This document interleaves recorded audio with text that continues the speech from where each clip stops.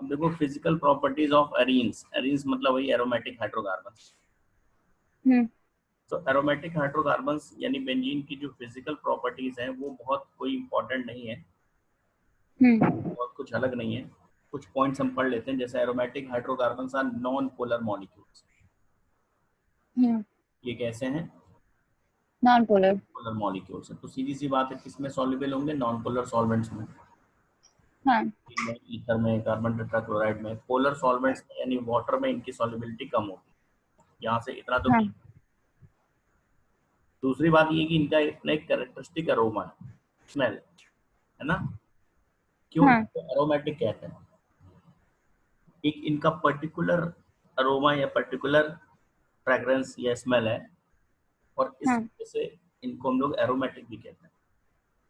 जैसे ठीक। बहुत कॉमन आप देखिएगा आपके घर में, अगर नैफ्थलीन बॉल्स हम लोग कई हाँ कपड़ों में यूज करते हैं, टॉयलेट्स में यूज करते हैं, छोटी छोटी बॉल्स व्हाइट कलर की यूज करते हैं ना, हाँ तो वो देखिए उसका अपना एक कैरेक्टरिस्टिक स्मेल है, वो एक एरोमेटिक कंपाउंड है ना।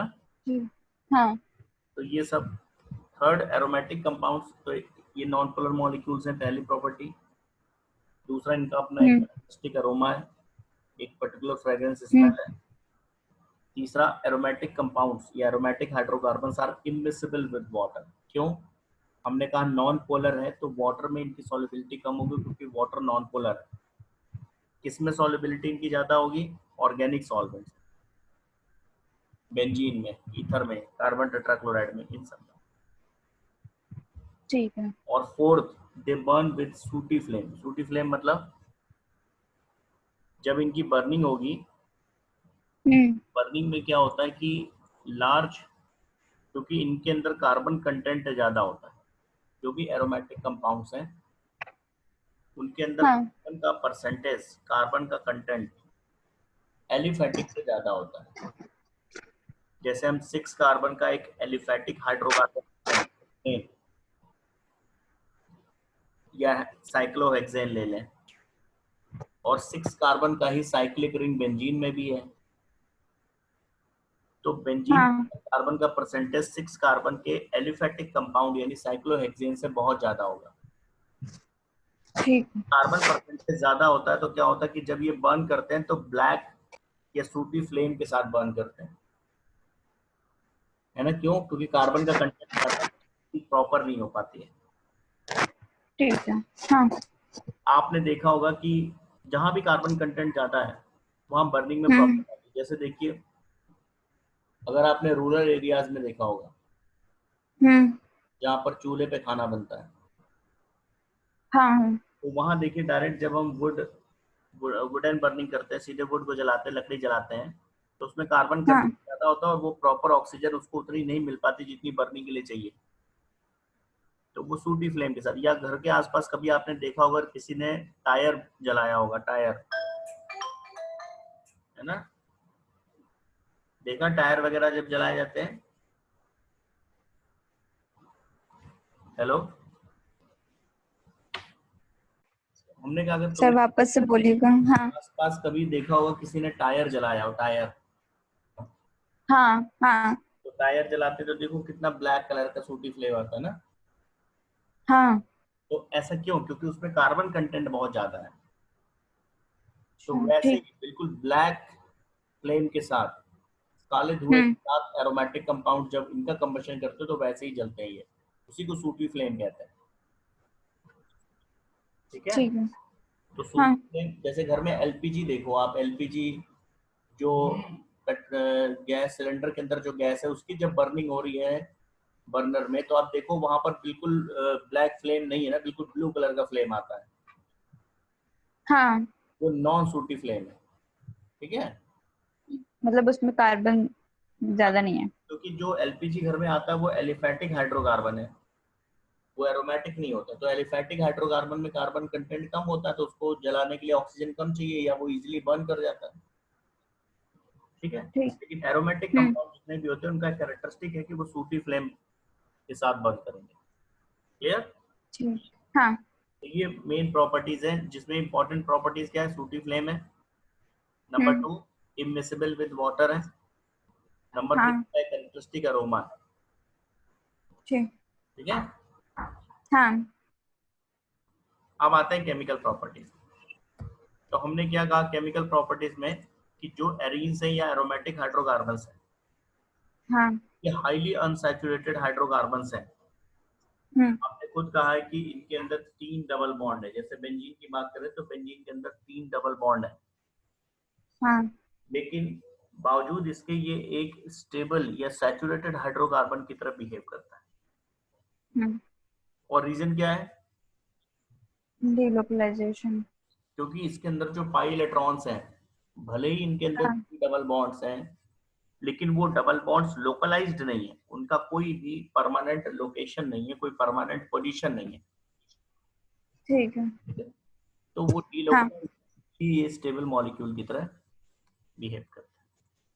नंबर ठीक। 2, ये एक स्टेबल मॉलिक्यूल की तरह एक सैचुरेटेड हाइड्रोकार्बन की तरह बिहेव करता है, इसलिए ये सैचुरेटेड हाइड्रोकार्बन यानी एल्केन्स जैसे ही सब्स्टिट्यूशन हम्म। रिएक्शन शो करता है।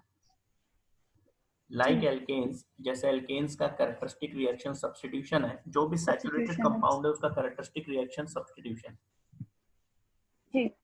तो लाइक एल्केन्स ये सैचुरेटेड हाइड्रोकार्बन्स की तरह बिहेव करते हैं या सब्स्टिट्यूशन रिएक्शन मेनली शो करते हैं, या सब्स्टिट्यूशन रिएक्शन ही इनका कैरेक्टरिस्टिक रिएक्शन। हम्म। अब सब्स्टिट्यूशन रिएक्शंस की जब हम बात करेंगे इनके अंदर, तो ये समझ लो कि ये भले ही 3 डबल बॉन्ड रिएक्शन है वो सब्स्टिट्यूशन है। और सब्स्टिट्यूशन रिएक्शन के अंदर अगर हम बात करें तो आपको अगर थोड़ा सा याद हो बेंजीन का स्ट्रक्चर, हाँ।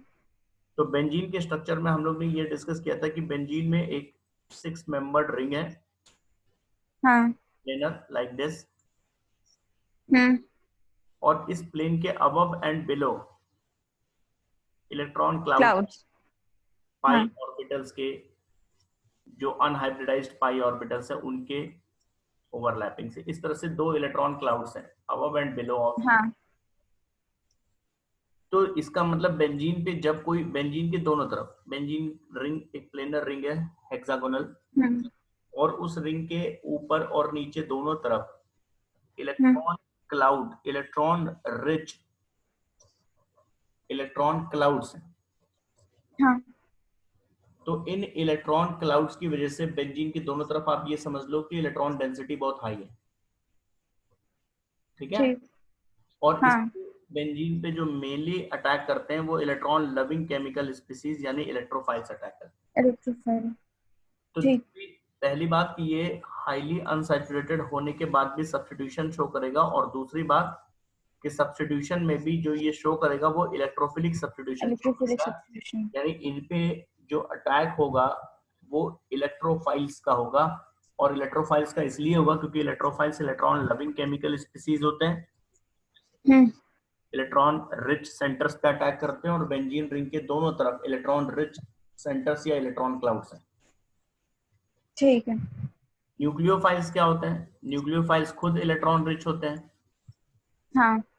अगर कोई क्वेश्चन आपसे पूछे कि बेंजीन न्यूक्लियोफिलिक सब्स्टिट्यूशन क्यों नहीं शो करेगा, क्योंकि बेंजीन के ऊपर नीचे इलेक्ट्रॉन क्लाउड्स होते हैं जो इलेक्ट्रॉन रिच होते हैं, तो इसकी वजह से वो इलेक्ट्रोफाइल। अटैक करता है। और न्यूक्लियोफाइल में क्या होता है? न्यूक्लियोफाइल खुद इलेक्ट्रॉन रिच है, हम्म। तो वो इन तो उसको इलेक्ट्रॉन जरूरत ही नहीं क्लाउड है। से क्या रिपल्शन एक्सपीरियंस करेंगे ना। हाँ। दोनों अगर इलेक्ट्रॉन रिच होंगे तो वो रिपल्सन एक्सपीरियंस करेगा, या बेंजीन रिंग इनकमिंग न्यूक्लियोफाइल को रिपल करेगा। हाँ। न्यूक्लियोफाइल अप्रोच ही नहीं कर पाएंगे बेंजीन रिंग पे, क्योंकि न्यूक्लियोफाइल भी इलेक्ट्रॉन रिच है और वो बेंजीन हाँ। रिंग भी इलेक्ट्रॉन रिच है, हाँ। ठीक है। तो इस कंडीशन में क्या ठीक। होगा कि न्यूक्लियोफिलिक रिपेल करेंगे। रिएक्शंस या न्यूक्लियोफिलिक सब्स्टिट्यूशन या एडिशन नहीं हो पाएगा बेंजीन, ठीक। ठीक है। तो ये मेन पॉइंट्स आप समझो कि बेंजीन में सब्स्टिट्यूशन रिएक्शन होता है, और उस सब्स्टिट्यूशन रिएक्शन में भी जो मेन होगा वो इलेक्ट्रोफिलिक सब्स्टिट्यूशन होगा, ठीक है। ठीक है। अब इसमें कौन कौन से रिएक्शन है वो आते हैं हम सब्स्टिट्यूशन में। Number 1 reaction is halogenation. Hmm. सबसे पहले सब्स्टिट्यूशन रिएक्शन में भी हैलोजिनेशन, ठीक है। ठीक। तो बेंजीन को जब हम रिएक्ट कराएंगे या ट्रीट करेंगे क्लोरीन या ब्रोमीन के साथ, वैसे हम किसी हेलोजन के साथ करेंगे, लेकिन आयोडीन और फ्लोरीन में क्या प्रॉब्लम है वो भी हम डिस्कस करेंगे। बेंजीन को जब हम रिएक्ट कराएंगे क्लोरीन या ब्रोमीन के साथ in presence of Lewis acids, electron deficient molecules. Lewis acid मतलब electron deficient. Yes, Lewis acid मतलब इलेक्ट्रॉन डेफिशिएंट स्पीसीज, ठीक। इलेक्ट्रॉन डेफिशिएंट स्पीसीज, ठीक है। इनके साथ जैसे इसमें कॉमन है हमारे पास AlCl3, FeCl3, FeBr3, these are lewis acids और इलेक्ट्रॉन डेफिशिएंट मॉलिक्यूल्स। इनकी प्रेजेंस में जब आप हेलोजिनेशन करेंगे बेंजीन का, ये एज ए कैटलिस्ट यूज करेंगे। और एब्सेंस ऑफ सनलाइट, ध्यान रखिएगा हेलोजिनेशन के लिए कंडीशंस क्या है। पहली बात, सनलाइट नहीं देना है, डार्क में रिएक्शन कराना है, ठीक है ना। और FeCl3, AlCl3 या FeBr3 की प्रेजेंस में कराना है। इनका रोल क्या है, इनका यूज क्या है, अभी हम डिस्कस करेंगे। तो इनके साथ जब आप क्लोरीन या ब्रोमीन को रिएक्ट कराएंगे बेंजीन के साथ, तो सब्स्टिट्यूशन रिएक्शन होगा, क्लोरोबेंजीन या ब्रोमोबेंजीन बनेगा, यानी बेंजीन का हाइड्रोजन एटम क्लोरीन या ब्रोमीन सब्स्टिट्यूट कर देंगे। ठीक है, ठीक है। रिएक्शन देखिए, जैसे क्लोरीनेशन करना है तो आपने क्लोरीनेशन में आपने बेंजीन को किसके साथ ट्रीट किया, क्लोरीन के साथ, इन प्रेजेंस ऑफ FeCl3। इसकी जगह हम AlCl3 भी ले सकते हैं। तो ठीक। क्या होगा कि बेंजीन के, अभी देखो बेंजीन में तो all the 6 hydrogen atoms are equivalent, सारी पोजीशंस इक्विवेलेंट है। तो अभी आप किसी भी पोजीशन से कह लो, किसी भी पोजीशन से हाइड्रोजन को रिप्लेस कर लेगा क्लोरीन और क्लोरोबेंजीन का फॉर्मेशन हो जाएगा। ठीक है। ऐसे ही ब्रोमिनेशन में आइए, ब्रोमिनेशन में क्या करना है, बेंजीन को ट्रीट करेंगे ब्रोमीन के साथ in presence of FeBr3 as a catalyst, bromobenzene का फॉर्मेशन होगा अलोंग विद HBr। ठीक है। अब हम बात ये करते हैं कि यहाँ पर हमने जो FeCl3 या AlCl3 लिया था, इनका क्या यूज है, इनका क्या रोल है। तो अब जरा ध्यान समझते हैं, यहाँ पर FeCl3 या AlCl3 या FeBr3 इनके यूज क्या है, इनको क्यों यूज किया। देखिए, नॉर्मली हम किसी भी हेलोजन की बात करें, चाहे हम क्लोरीन की बात करें या ब्रोमीन की बात करें, जैसे क्लोरीन की बात करें तो क्लोरीन के अंदर बॉन्डिंग कौन सी है, ClCl। ब्रोमीन की बात करें तो ब्रोमीन के अंदर कौन सी बॉन्डिंग है, Br। ये जो बॉन्ड्स है, चाहे ClCl बॉन्ड हो चाहे Br बॉन्ड हो, ये सेम एटम्स के बीच में है ना। क्लोरीन और क्लोरीन दोनों सिमिलर एटम्स हैं। तो सिमिलर एटम्स के बीच में अगर कहीं पर कोवेलेंट बॉन्ड बनता है तो उस कोवेलेंट बॉन्डेड इलेक्ट्रॉन पेयर, इसके ऊपर दोनों एटम का इक्वल राइट होगा या इक्वल अट्रैक्शन होगा, क्योंकि दोनों सेम एटम है, दोनों की इलेक्ट्रोनेगेटिविटी है। तो सेम इलेक्ट्रोनेगेटिविटी का मतलब सेम अट्रैक्शन है दोनों एटम्स का इस बॉन्डेड इलेक्ट्रॉन पेयर के लिए। इस केस में अगर कभी ये बॉन्ड ब्रेक होता है तो होमोलिटिक क्लीवेज ही होगा। क्यों, क्योंकि दोनों एटम जो कंबाइनिंग एटम्स हैं उनकी इलेक्ट्रोनेगेटिविटीज में कोई भी डिफरेंस नहीं है। तो उनकी इलेक्ट्रोनेगेटिविटीज में डिफरेंस ना होने की वजह से जब कभी भी ये बॉन्ड ब्रेक होगा तो इसका होमोलिटिक क्लीवेज ही होगा या होमोलिटिक क्लीवेज के ही चांस होंगे। ठीक है। अगर इनका होमोलिटिक क्लीवेज होगा तो जो केमिकल स्पीसीज फॉर्म होगा वो होगा Cl with a free electron, यानी फ्री रेडिकल बनेंगे। जैसे क्लोरीन फ्री रेडिकल बनेगा, ठीक है, इलेक्ट्रोफाइल नहीं बनेगा। और बेंजीन पे अटैक कौन करेगा, इलेक्ट्रोफाइल। अब यहाँ पर FeCl3 का रोल आता है। FeCl3 या AlCl3 जो आप कह रहे हो, ये इलेक्ट्रॉन डेफिशिएंट मॉलिक्यूल्स होते हैं। जैसे FeCl3 की बात करी, ये इलेक्ट्रॉन डेफिशिएंट है। क्यों, क्योंकि इसमें जो सेंट्रल एटम आयरन है उसका ऑक्टेट कंप्लीट नहीं है। इलेक्ट्रॉन डेफिशिएंट होने का मतलब है इसको इलेक्ट्रॉन पेयर की नीड है, ये इलेक्ट्रॉन पेयर की सर्च में घूम रहा है कि हमको कहीं से इलेक्ट्रॉन पेयर मिल जाए और हम अपना ऑक्टेट कंप्लीट कर लें। तो इसके इलेक्ट्रॉन डेफिशिएंट होने की वजह से, इसके इलेक्ट्रॉन पेयर की नीड होने की वजह से ये FeCl3 इस Cl के बीच का जो बॉन्ड है इसके हेटेरोलिटिक क्लीवेज को सपोर्ट कर देगा, ठीक। क्योंकि इस हेटेरोलिटिक क्लीवेज से इसको क्या मिलेगा, एक पेयर ऑफ ये पेयर ऑफ इलेक्ट्रॉन हाँ मिल जाएगा इलेक्ट्रॉन्स। और इसका काम हाँ हो गया, हाँ इसका ऑक्टेट कंप्लीट हो गया। FeCl4 मिल हाँ गया आपको, FeCl4 माइनस, 4। ठीक है ना, ये पूरा Cl माइनस इसके साथ अटैच हो गया और ये Cl जो अलग हुआ विदाउट इलेक्ट्रॉन, इसने बनाया Cl प्लस और इसी Cl प्लस ने एज एन इलेक्ट्रोफाइल बेंजीन पे अटैक, बेंजीन पर अटैक किया। तो FeCl3 का रोल समझिएगा क्या है। अगर हम FeCl3 या FeBr3 या AlCl3 हम यूज न करते तो जो क्लोरीन क्लोरीन बॉन्ड है या जो ब्रोमीन ब्रोमीन बॉन्ड है उसका होमोलिटिक क्लीवेज होता है, हेटेरोलिटिक क्लीवेज नहीं होगा। ठीक और है। हेटेरोलिटिक क्लीवेज अगर नहीं होगा तो इलेक्ट्रोफाइल्स नहीं बनेंगे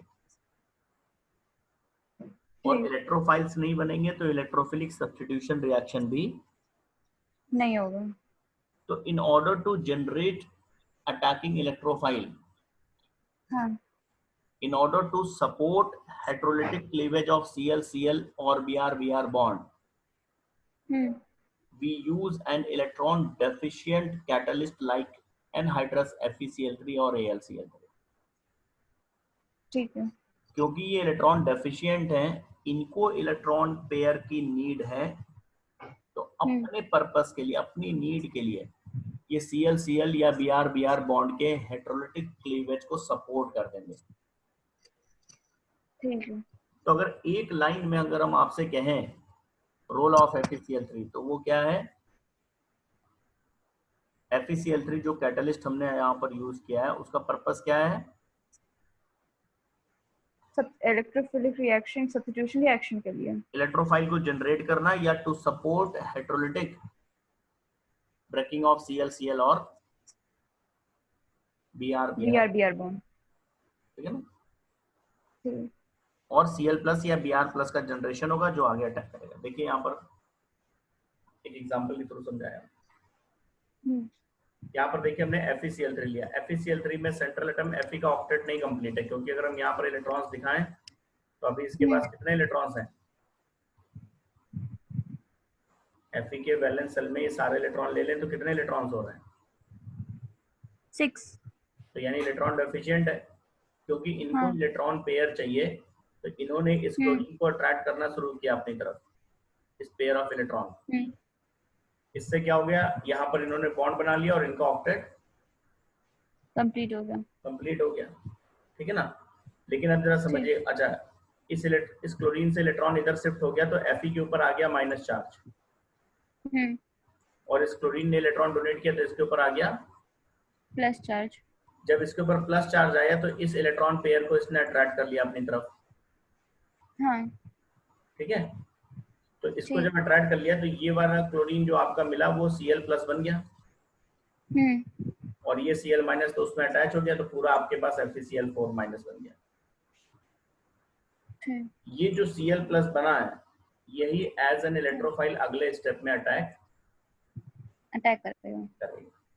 और अगर ये FeCl3 नहीं होता तो यहाँ जो आप बॉन्ड देख रहे हैं इसका कैसा क्लीवेज होता, होमोलिटिक। और होमोलिटिक क्लीवेज होता तो इलेक्ट्रोफाइल ना बनता है, फ्री रेडिकल बनता। और इलेक्ट्रोफाइल जब बनता नहीं तो इलेक्ट्रोफिलिक सब्स्टिट्यूशन स्टार्ट ही नहीं होता, ठीक है। तो ये FeCl3 का ये रोल है, आप बना लीजिएगा अपने नोट्स में, ठीक है। ये रोल ऑफ FeCl3। अब इसके बाद देखिए जैसे Cl प्लस बना अगले स्टेप में क्या होगा, पूरा मैकेनिज्म अगर हम समझेंगे, ये जो Cl प्लस बना उस Cl प्लस ने बेंजीन पे अटैक किया, ठीक है। ये स्लो रिएक्शन होगा, ये रिएक्शन RDS है, क्योंकि ये Cl प्लस पॉजिटिव का मतलब है कि इलेक्ट्रॉन डेफिशिएंट, तो इसने इलेक्ट्रॉन रिच बेंजीन रिंग पे अटैक किया या उसकी तरफ अट्रैक्ट हुआ, क्लियर। और इस तरह का एक सब्सटेंस बनाया, एक इंटरमीडिएट बनाया जो अपने आप को रेजोनेंस स्टेबलाइज कर रहा है, और फाइनली यहाँ से एक H+ आयन रिलीज हुआ इस स्टेप में, क्लोरोबेंजीन बन गया। तो ये पूरे मैकेनिज्म की बात है, ये आगे हम डिस्कस भी करेंगे, अभी हम इस पे फोकस नहीं कर रहे हैं बहुत ज्यादा। कैसे पूरा मैकेनिज्म हो रहा है, इस मैकेनिज्म को आगे हम फिर से डिटेल में डिस्कस करेंगे। अभी हमारा पर्पस ये है, क्वेश्चन हमारा ये है कि हमने FeCl3 का यूज क्यों किया हुआ है, AlCl3 का यूज क्यों किया हुआ है क्लोरीनेशन या ब्रोमिनेशन ऑफ बेंजीन के लिए। ठीक है, तो उसका बेसिक जो पर्पस है वो ये है कि इलेक्ट्रॉन डेफिशिएंट होने की वजह से हेटेरोलिटिक ब्रेकिंग, ये heterolytic cleavage of Cl-Cl bond या Br-Br बॉन्ड के हेटेरोलिटिक क्लीवेज के सपोर्टर होंगे, और हेटेरोलिटिक क्लीवेज से हमें बेनिफिट क्या होगा कि इलेक्ट्रोफाइल जनरेट होगा Cl+ या Br+।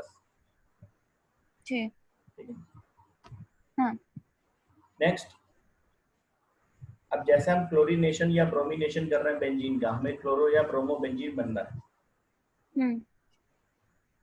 तो क्या हो क्या रहा है, बेंजीन का एक हाइड्रोजन एटम क्लोरीन रिप्लेस कर रहा है, ये तो हो रहा है, या ब्रोमीन। अगर हम एक्सेस में क्लोरीन यूज करें, अगर हम क्लोरीन बहुत ज्यादा अमाउंट में यूज करें तो क्या होगा, अभी तो एक हाइड्रोजन रिप्लेस हो रहा है बेंजीन का, और होने लगेंगे। तो एक्सेस में अगर इसी रिएक्शन में हम एक्सेस ऑफ क्लोरीन यूज कर लें तो ऑल द 6 पोजीशंस जो कार्बन एटम्स की हैं, हर पोजीशन पे एक एक हाइड्रोजन रिप्लेस हो जाएगा, तब हमें हेक्साक्लोरोबेंजीन मिलेगा। यहाँ पर रिएक्शन देखिए, हमने एक्सेस में क्लोरीन यूज किया लेकिन कंडीशन वही है, हमने क्लोरीन एक्सेस में लिया लेकिन कंडीशन वही है, एनहाइड्रस AlCl3 या FeCl3 की प्रेजेंस में, सनलाइट की एब्सेंस में यानी डार्क में। ठीक है, बस अब क्या हो रहा है कि हर पोजीशन पे, ये जो 6 पोजीशंस आप देख रहे हैं, हर पोजीशन पे क्लोरीन आ जाएगा, सब्स्टिट्यूशन होगा और आपको 6 क्लोरीन एटम्स मिलेंगे जो 6 हाइड्रोजन एटम्स को सब्स्टिट्यूट कर चुके हैं। ठीक, तो क्लोरोबेंजीन की जगह हेक्साक्लोरोबेंजीन बनेगा। ठीक है, हाँ। क्लोरीनेशन में ये भी ध्यान रखिएगा, एक्सेस में अगर क्लोरीन या ब्रोमीन, अगर इसी जगह ब्रोमीन भी करते हैं, एक्सेस में ले लें तो क्लोरीन की जगह ब्रोमीन हो जाएगा। अच्छा, हेलोजिनेशन में नेक्स्ट आता है आयोडीनेशन। तो बेंजीन के आयोडीनेशन में एक प्रॉब्लम है, वो प्रॉब्लम है रिवर्सिबिलिटी का, ये एल्केन में भी हमने पढ़ा था। एक्चुअली जब हम बेंजीन का आयोडीनेशन करते हैं, डायरेक्ट आयोडीन के साथ रिएक्ट कराते हैं, तो प्रोसेस तो हो जाता है, आयोडोबेंजीन बन भी जाता है, लेकिन आयोडोबेंजीन के साथ में HI बनता है एज अ बाई प्रोडक्ट, और वो HI एक स्ट्रॉन्ग रिड्यूसिंग एजेंट है, और जैसे ही HI बना उसने आयोडोबेंजीन को यानी प्रोडक्ट को वापस बेंजीन में रिड्यूस कर दिया। तो आयोडीनेशन ऑफ बेंजीन एक रिवर्सिबल प्रोसेस हो जाता है। यहाँ पर प्रॉब्लम रिवर्सिबिलिटी की है, प्रोडक्ट बनेगा लेकिन वो प्रोडक्ट रिवर्स बैक रिएक्टेंट में कन्वर्ट हो जाएगा, क्यों, HI की वजह से। इस प्रॉब्लम से अगर हमें बचना है तो हमने पहले भी पढ़ा है कि जब भी आप आयोडीनेशन कराएंगे बेंजीन का, या एल्केन चैप्टर में भी पढ़ा था, तो किसी oxidising agent such as HNO3, HiO3, HGO, these are the common oxidising agents, इनकी प्रेजेंस में कराएंगे। इनसे होगा क्या, ये जो ऑक्सीडाइजिंग एजेंट्स हैं HNO3, HiO3 या HGO, ये जैसे ही सिस्टम में HI बनेगा उस HI को ऑक्सीडाइज कर देंगे आयोडीन में, विच इज नॉन रिड्यूसिंग। तो HI रहेगा ही नहीं जब सिस्टम में, तो रिएक्शन को रिवर्स भी नहीं होगा। ये तो याद आ रहा होगा आपको, एल्केन में पढ़ा है। तो क्लोरीनेशन ऑफ बेंजीन इजी है, ब्रोमिनेशन ऑफ बेंजीन में भी कोई प्रॉब्लम नहीं है। आयोडीनेशन ऑफ बेंजीन में रिवर्सिबिलिटी का एक इश्यू है। तो यहाँ पर देखिए, जब हम बेंजीन का आयोडीनेशन कर रहे हैं तो ये एक रिवर्सिबल साइन यूज कर रहे हैं, और वो रिवर्सिबिलिटी का इश्यू इसकी वजह से है, HI की वजह से। तो हमने क्या किया, रिएक्शन को ऑक्सीडाइजिंग एजेंट की प्रेजेंस में कराया। वो ऑक्सीडाइजिंग एजेंट क्या करेंगे, देखिए यहाँ पर लिखा हुआ है, जो हम ऑक्सीडाइजिंग एजेंट ले रहे हैं HiO3 या HNO3 या HGO, वो HI को चेंज कर देंगे I2 में। जैसे यहाँ पर रिएक्शन देखिए, अगर हम HiO3 यूज करते हैं हम्म। तो ये HiO3 जैसे ही HI बनेगा उसको इस रिएक्शन के थ्रू वो I2 में चेंज कर देगा। और ये ठीक है। I2 हमारा रिड्यूस ये रिड्यूसिंग एजेंट नहीं है। रिड्यूसिंग एजेंट ठीक। कौन था? HI। हाँ। इसकी वजह से रिएक्शन रिवर्स हो, जब HI चेंज होकर I2 में आ जाएगा तो रिएक्शन में कोई चेंज नहीं होगा क्योंकि ये नॉन रिड्यूसिंग है। ठीक है। ऐसे अगर हम HNO3 लेते हैं एज एन ऑक्सीडाइजिंग एजेंट तो वो भी यही काम करेगा, जो HI बन रहा है उसको चेंज कर देगा I2, ठीक है। ठीक। नॉन रिड्यूसिंग आयोडीन में। हम्म। तो ये प्रॉब्लम हमारी खत्म हो जाएगी। याद आ रहा ना, ये तो एल्केन में भी था। हाँ। नेक्स्ट आता है हेलोजिनेशन में fluorination.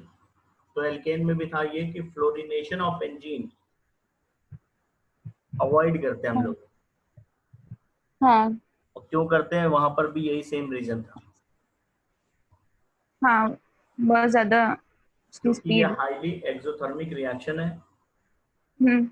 Large amount of heat या एनर्जी लिबरेट होगी, अनकंट्रोल्ड रिएक्शन हो जाएगा, हम्म। इसलिए फ्लोरिनेशन हम अवॉइड करते हैं। यानी जो बेंजीन का हम डायरेक्ट हेलोजिनेशन की बात कर रहे हैं उसमें सबसे इंपॉर्टेंट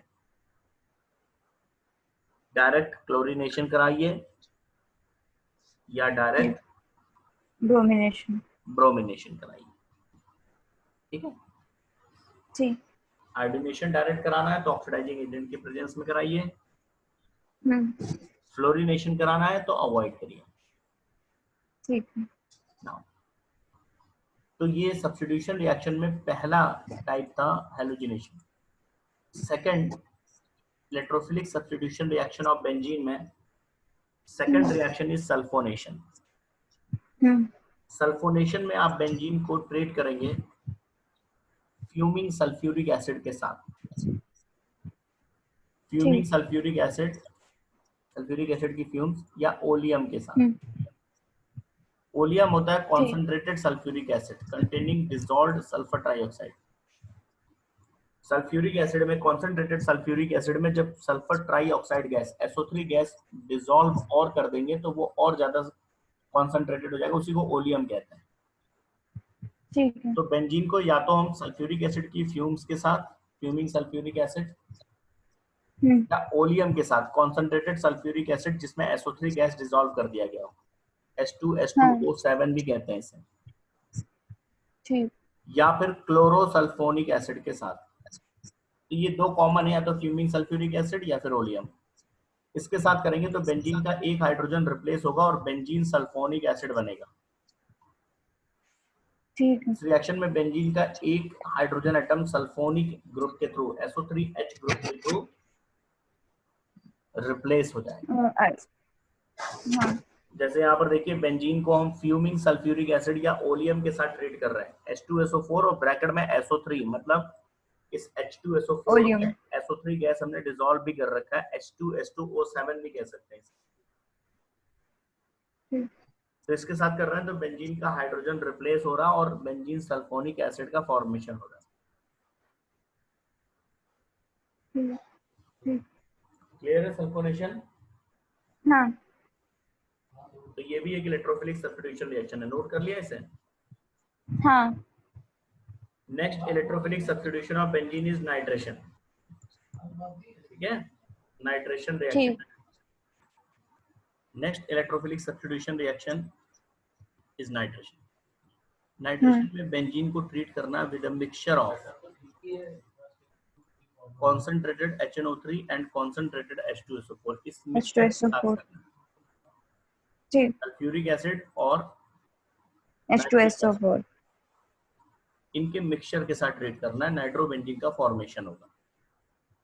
ठीक। इस रिएक्शन में बेंजीन का हाइड्रोजन एटम रिप्लेस होगा by a nitro group, NO2 group के थ्रू रिप्लेस हो जाएगा। ठीक। ये नाइट्रेशन, जैसे ये रिएक्शन देखिए बेंजीन को हम ट्रीट कर रहे हैं हम्म।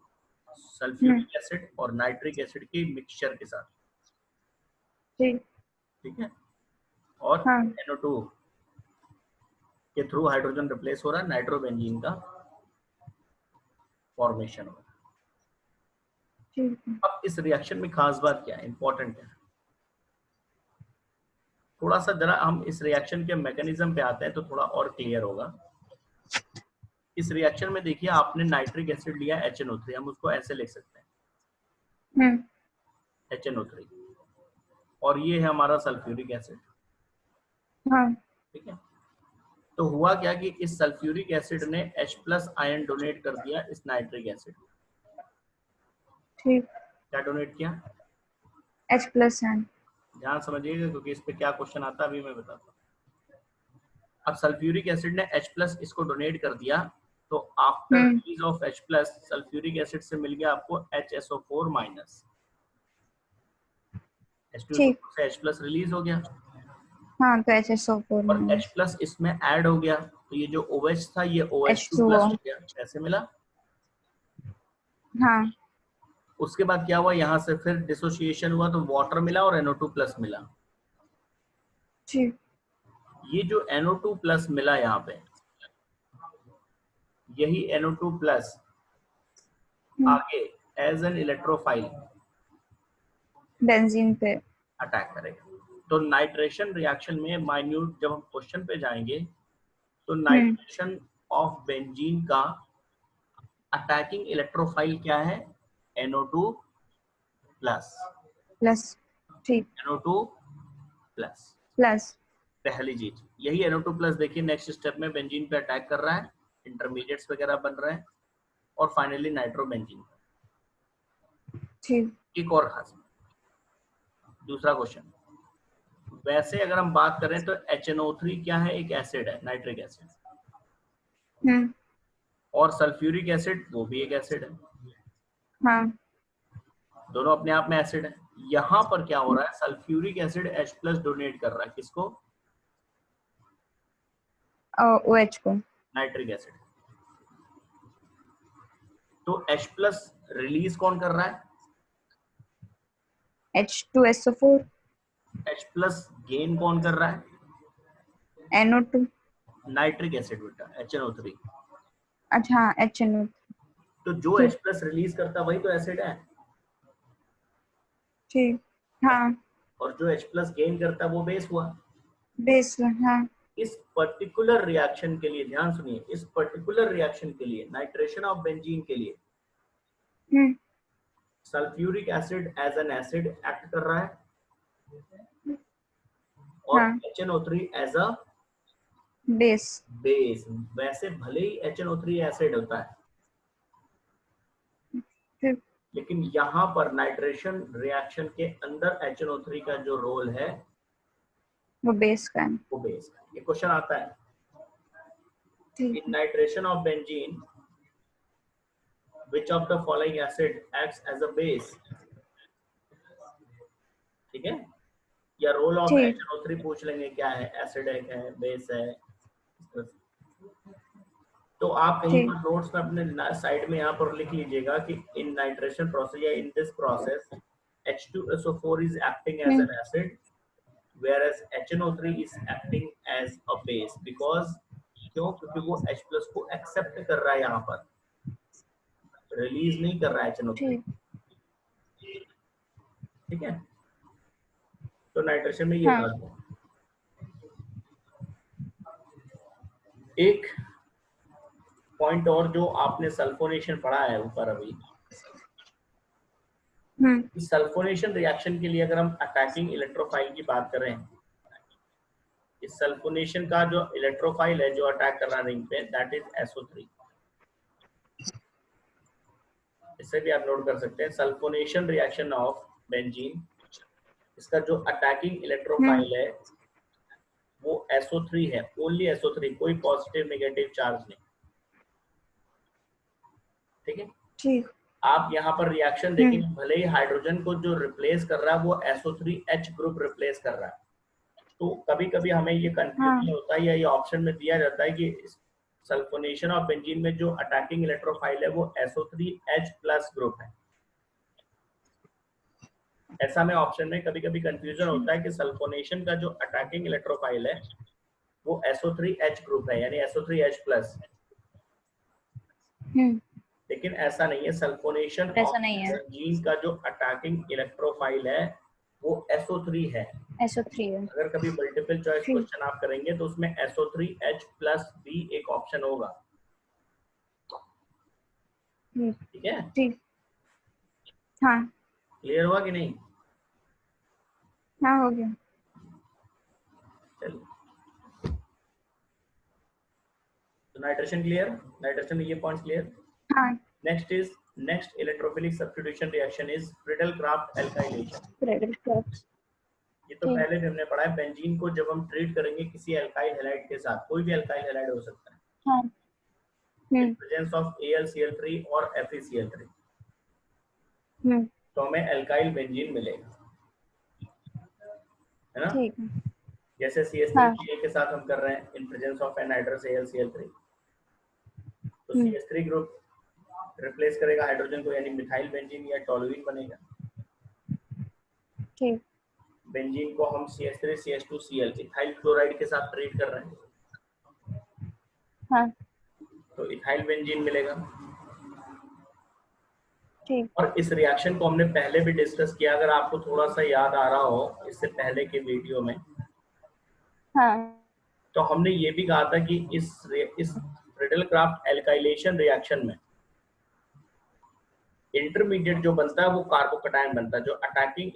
जो अटैचिंग रिएजेंट है वो एक कार्बोकैटायन है। इसमें पहले क्या होता है, जो भी आप एल्काइल हैलाइड ले रहे हैं आप यहाँ पर, उसका कार्बोकैटायन बनता है। जैसे यहाँ पर CH3Cl ले रहे हैं तो CH3 प्लस पहले जनरेट होगा ठीक और है। वो CH3 प्लस बेंजीन पे अटैक करेगा। यहाँ पर हम CH3CH2Cl ले रहे हैं तो CH3CH2 प्लस यानी इथाइल कार्बोकैटायन का फॉर्मेशन होगा, और ये इथाइल कार्बोकैटायन इस पे अटैक करेगा तो आपको इथाइल बेंजीन मिलेगा। यानी वाया कार्बोकैटायन ये प्रोसेस होता है। कार्बोकैटायन बनता है एज एन अटैकिंग रिएजेंट। ठीक है। और हमने ये भी कहा था कि कुछ केसेस में क्या होता है कि जो कार्बोकैटायन बना और इनिशियली जो कार्बोकैटायन फॉर्म हुआ है वो कार्बोकैटायन अटैक नहीं करता है। अटैक करने से पहले वो कार्बोकैटायन अपनी स्टेबिलिटी को इंप्रूव कर लेता है हाइड्राइड शिफ्टिंग के थ्रू, ठीक है, और उसके बाद वो अटैक करता है। जैसे कि एग्जांपल हम आपको समझाएं, ये क्वेश्चन आता भी है। अगर मान लीजिए बेंजीन पे हम CH3 CH2 CH2 and Cl मतलब प्रोपाइल क्लोराइड, अगर बेंजीन पे CH3 CH2 CH2 and Cl मतलब अगर प्रोपाइल क्लोराइड का रिएक्शन कराएं, हाँ। तो वैसे अगर हम ध्यान से देखें तो यहाँ पर जो इनिशियली कार्बोकैटायन मिलेगा वो ये मिलेगा। इस बॉन्ड की ब्रेकिंग होगी इलेक्ट्रोलाइटिकली, तो आपको इनिशियली N प्रोपाइल कैटायन मिलेगा ये, और ये N प्रोपाइल कैटायन अगर इस पे अटैक करता है तो आपको N प्रोपाइल बेंजीन मिलेगा। बट ऐसा होता नहीं, मिलता आइसोप्रोपाइल बेंजीन है। हाँ। रीजन ये कि जैसे ही ये N प्रोपाइल कैटायन बनेगा ये अपने आप को मोर स्टेबल फॉर्म में चेंज कर लेगा आइसोप्रोपाइल कैटायन, ठीक है, हाइड्राइड शिफ्टिंग के थ्रू। ठीक। और फिर बेंजीन रिंग पे जो अटैक करेगा वो ये आइसोप्रोपाइल कैटायन करेगा, आइसोप्रोपाइल प्रोपाइल कैटायन, और इसलिए आपको प्रोडक्ट जो मिलेगा वो आइसोप्रोपाइल बेंजीन मिलेगा। ठीक है। इसमें थोड़ा सा इस बात का ध्यान रखना है। जैसे क्वेश्चन है भी, why do we get isopropyl benzene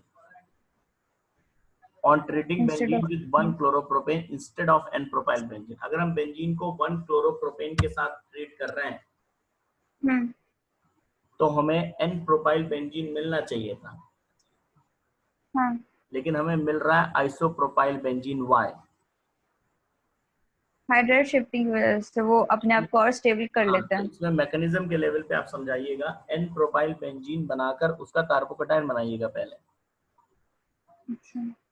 फिर उस कार्बोकैटायन के अंदर हाइड्राइड शिफ्टिंग के थ्रू उसको मोर स्टेबल फॉर्म में चेंज करेंगे हम सेकेंडरी कार्बोकैटायन में। ठीक।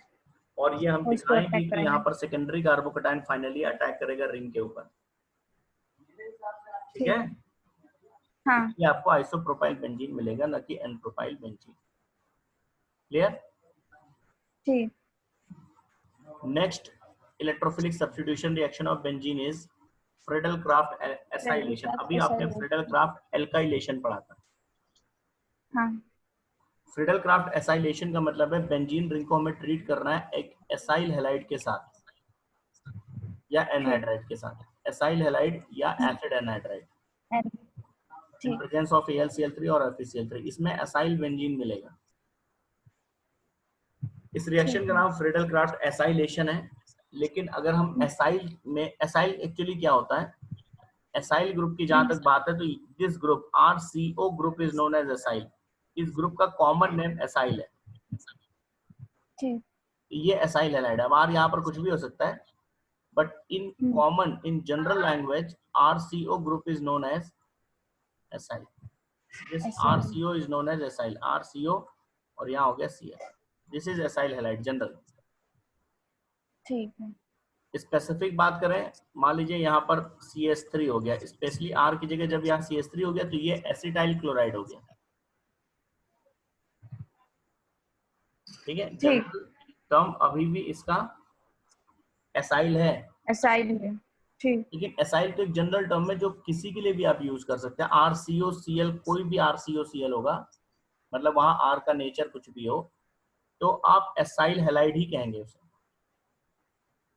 लेकिन जैसे जैसे यहाँ R का नेचर चेंज होगा, जैसे यहाँ R की जगह CH3 हो जाए, स्पेशली CH3COCl हो जाए, तो ये एसिटाइल क्लोराइड हो गया। और तब रिएक्शन का नाम फ्रीडल क्राफ्ट एसिटाइलेशन भी कह सकते हैं। ठीक है। अगर मान लीजिए यहाँ CH3 भी नहीं हुआ, C6H5 हो गया, C6H5COCl, तो दिस इज बेंजोइल क्लोराइड। हाँ। और तब इस रिएक्शन का नाम फ्रीडल क्राफ्ट बेंजोइलेशन भी हो सकता है। बेंजोइलेशन। तो सब एक ही बात है, Friedel Crafts acylation is a general term, Friedel craft acetylation एक स्पेसिफिक है जब एसिटाइल क्लोराइड के साथ रिएक्ट करेंगे। हाँ। और फ्रीडल क्राफ्ट बेंजोइलेशन मतलब जब आप बेंजोइल क्लोराइड लेंगे, बेंजोइल क्लोराइड के साथ। ठीक है। लेकिन किसी के साथ भी आप रिएक्शन कराएंगे, जो भी एसाइल हैलाइड होगा, एसाइल हैलाइड का जनरल फॉर्मूला RCOCl, इस रिएक्शन को जब भी कराएंगे तो ये एसाइल ग्रुप यहाँ के हाइड्रोजन को रिप्लेस कर देता है, इसको हटा देगा और इसकी जगह एसाइल ग्रुप आ जाएगा। तो इस तरह से प्रोडक्ट मिलेगा। ठीक। और एक बात ध्यान रखिए, इस प्रोडक्ट को बनाने में कभी गड़बड़ क्या होता है, ये जो एसाइल हैलाइड है इसमें यहाँ से बॉन्ड ब्रेक होगा, ये वाला, तो इस कार्बन को लॉस हुआ वैलेंसी का, तो यही कार्बन बेंजीन रिंग पे अटैच करेगा, मतलब आप इसी कार्बन के थ्रू बेंजीन रिंग को अटैच करेंगे। ठीक। मतलब गड़बड़ क्या होती है कि जैसे बेंजीन रिंग के आपने लिख दिया RCO, RCO ग्रुप इंट्रोड्यूस होगा, लेकिन RCO नहीं लिखेंगे, COR लिखेंगे। क्यों? क्योंकि कोई इसको किसी वैलेंसी का लॉस थोड़ी हुआ है। हाँ, तो रिंग से R ग्रुप थोड़ी अटैच होगा। ठीक, C ग्रुप है। बात नहीं समझ में आई? आ गई। लिखने का तरीका समझिएगा, RCO नहीं लिखेंगे, COR लिखेंगे। COR लिखेंगे। क्यों? क्योंकि जो एसाइल ग्रुप है उसका कार्बन जाके रिंग से अटैच होगा, क्योंकि लॉस इसको हुआ है वैलेंसी का। ठीक। तो एक एसाइल ग्रुप अपने कार्बन एटम के थ्रू बेंजीन रिंग से बॉन्डेड हो जाएगा और एक एसाइल ग्रुप के इंट्रोडक्शन के बाद एक कीटोन बनेगा एरोमेटिक। ठीक। ये जनरल रिएक्शन है, समझ में आई बात? नहीं? हाँ। यहाँ पर ये बॉन्ड ब्रेक होगा और ये वाला कार्बन जो एसाइल वाला कार्बन है वो यहाँ जाकर अटैच हो जाएगा। ठीक है, this is Friedel Crafts acylation. अब इसमें R हमारा कोई भी ग्रुप हो सकता है, जैसे अब हम स्पेसिफिक ले रहे हैं, देखिए बेंजीन को हम ट्रीट कर रहे हैं CH3COCl के साथ। हाँ। हमने CH3 यानी एसिटाइल क्लोराइड लिया, या जिसको हम इथेनॉइल क्लोराइड भी कह सकते हैं। ठीक है। तो यहाँ पर क्या स्पेसिफिक हमने कर दिया इसे, ये बॉन्ड यहाँ से ब्रेक होगा और ये कार्बन यहाँ पर अटैच हो जाएगा। हाँ। COCH3 एसिटोफिनोल मिला, प्रोडक्ट का नाम है एसिटोफिनोल, और इस रिएक्शन का नाम है फ्रीडल क्राफ्ट एसिटाइलेशन। अगर हम फ्रीडल क्राफ्ट एसाइलेशन भी कह दें तो कोई प्रॉब्लम नहीं होगी, लेकिन और स्पेसिफिक कहना है तो फ्रीडल क्राफ्ट एसिटाइलेशन।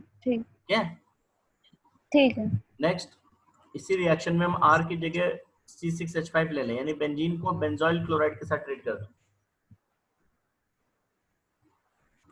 ये भी RCOCl है, लेकिन यहाँ पर R की जगह हमारे पास बेंजीन रिंग है, ये R है, ठीक। RCOCl है ना। हाँ तो इसमें भी वही होगा, ये बॉन्ड यहाँ से ब्रेक होगा और ये वाला कार्बन यहाँ पर जाकर अटैच हो जाएगा, यहाँ पर या ठीक है। यहाँ पर या यहाँ पर कहीं पर। ठीक। तो बेंजीन रिंग, ये बेंजीन रिंग इससे अटैच हो गया, ये CO और उससे अटैच हम्म। कर बेंजोक्विनोन का फॉर्मेशन है। ठीक। And this reaction is known as Friedel Crafts benzoylation. Benzoylation. या इसके लिए भी अगर हम फ्रेडल-क्राफ्ट एसाइलेशन लिखें तो प्रॉब्लम कोई नहीं। ठीक है। अब एक चीज आप ध्यान दीजिएगा, यहाँ पर भी हम्म। अगर हम थोड़ा सा नोटिस करें तो हम AlCl3 यूज कर रहे हैं, है ना, FeCl3 AlCl3। हाँ।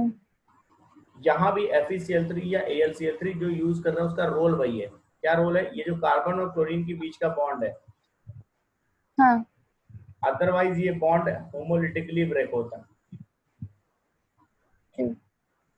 अभी क्या है, FeCl3 या AlCl3 के होने से वो इलेक्ट्रॉन डेफिशिएंट मॉलिक्यूल्स है, तो अपनी पर्पस के लिए उन्होंने इसके हाइड्रोलिटिक क्लीवेज को सपोर्ट किया। ठीक है। और हाइड्रोलिटिक क्लीवेज को सपोर्ट करने के बाद RCO+ बना, तो यहाँ से Cl- चला गया, RCO+ बना एसाइल कार्बोकैटायन, और ये acyl carbocation as an attacking electrophile benzene पे अटैक कर देता है। ठीक है। तो यहाँ पर भी जो FeCl3 या AlCl3 है, उसका पर्पस वही है, hydrolytic cleavage of CCl bond, carbon chlorine bond के हाइड्रोलिटिक क्लीवेज को सपोर्ट करना और एसाइल कार्बोकैटायन का जनरेशन करना। ठीक है। ठीक है। हाँ। इसको देखिए मैंने दिखाया भी है यहाँ पर, मैकेनिज्म के थ्रू समझिएगा यहाँ पर। तो यहाँ पर जो हमारे पास AlCl3 है या FeCl3 भी होता तो वो इलेक्ट्रॉन डेफिशिएंट मॉलिक्यूल है। क्यों? क्योंकि यहाँ पर अगर हम सारे इलेक्ट्रॉन्स को काउंट भी कर लें तब भी Al के पास, सेंट्रल एटम Al के पास 6 इलेक्ट्रॉन्स ही हो रहे हैं, इलेक्ट्रॉन डेफिशिएंट बना हुआ है। हाँ। अब क्या करता है, अपनी डेफिशिएंसी को मीट आउट करने के लिए वो इस क्लोरीन को अट्रैक्ट करता है Al। ठीक है। तो इस Cl को जब अट्रैक्ट करेगा तो RCOCl और उससे अटैच हो गया Al, और Al पे देखिए आ गया माइनस चार्ज, क्योंकि वहां इलेक्ट्रॉन गया, और इस Cl से हाँ। गया तो इस Cl पे आ गया प्लस। Plus charge. इस ठीक। तरह से बना, जिसका हाइड्रोलिटिक क्लीवेज होगा यहाँ पर, और RCO+ एसाइलियम आयन बना, ठीक। और इधर AlCl4-। ठीक है। ये जो एसाइलियम आयन बना, यही अगले स्टेप में एज एन इलेक्ट्रोफाइल बेंजीन पे अटैक अटैक करेगा। करेगा। ठीक है। ठीक है। देखिए ये एसाइलियम आयन बना, RCO+, हाँ। इसने अपने आप को रेजोनेंस के थ्रू स्टेबलाइज किया, और स्टेबलाइज करने के बाद इस RCO+ ने बेंजीन रिंग के ऊपर अटैक कर दिया। ठीक। अटैक करके ये कुछ इंटरमीडिएट्स बने, ये इंटरमीडिएट्स बने, देखिए RCO+ ने इस पर अटैक किया, ये इंटरमीडिएट्स बने बीच में, और फाइनली इस इंटरमीडिएट ने जो AlCl4- बचा था आपके पास स्टेप 1 में, हाँ। इस AlCl4- को अपना ये H+ डोनेट कर दिया, तो इससे मिल गया HCl और AlCl, ठीक है। और आपको मिसाइल, ये मैकेनिज्म के पॉइंट ऑफ व्यू से, यानी यहाँ पर भी अगर हम बात करेंगे तो FeCl3 या AlCl3 का पर्पस वही है, hydrolytic cleavage of carbon chlorine bond को सपोर्ट करना और एसाइलियम आयन को जनरेट करना। ठीक। वही एसाइलियम आयन बेंजीन पे अटैक कर रहा है और फाइनली प्रोडक्ट बना रहा है। ठीक है। हाँ। समझ में आ गया पूरा? हाँ। तो ये सब आपका फ्रीडल-क्राफ्ट, ये जितनी भी रिएक्शंस आपने पढ़ी हैं अभी, ये सब हाँ। बेंजीन के इलेक्ट्रोफिलिक सब्स्टिट्यूशन रिएक्शन के एग्जांपल है। हेलोजिनेशन ऑफ बेंजीन, हाँ। क्लोरीनेशन, ब्रोमिनेशन, आयोडीनेशन, फ्लोरीनेशन, हाँ। नाइट्रेशन ऑफ बेंजीन, हाँ। सल्फोनेशन ऑफ बेंजीन, हाँ। Friedel-Crafts alkylation of benzene, alkylation. हाँ, एंड फिर फ्रीडल-क्राफ्ट फ्रीडल-क्राफ्ट एसाइलेशन। एसाइलेशन। ये सारी रिएक्शंस बेंजीन की इलेक्ट्रोफिलिक सब्स्टिट्यूशन रिएक्शंस। ठीक है। इन सभी रिएक्शंस का मैकेनिज्म हम डिस्कस करेंगे नेक्स्ट टर्न पे, नेक्स्ट क्लास में। ठीक। ये रिएक्शंस हो कैसे, लगभग कैसे हो रही है, हर रिएक्शन में मैं मैकेनिज्म समझा भी रहा हूँ। हाँ। कहाँ पर एसिडियम आयन बना, कहाँ पर NO2+ आयन बना, तो ये मैकेनिज्म हम एक बार डिस्कस करेंगे। प्लस बेंजीन की जो और इसके अलावा जो रिएक्शंस है, मतलब मेन रिएक्शन तो इलेक्ट्रोफिलिक सब्स्टिट्यूशन है, इसके अलावा भी बेंजीन की कुछ और रिएक्शंस हैं, जैसे एडिशन रिएक्शन है, ओजोनोलिसिस है, रिडक्शन है। तो कुछ बेंजीन की मिसलेनियस रिएक्शंस भी हम लोग नेक्स्ट टर्न पे डिस्कस करेंगे। क्लियर? ठीक। हाँ।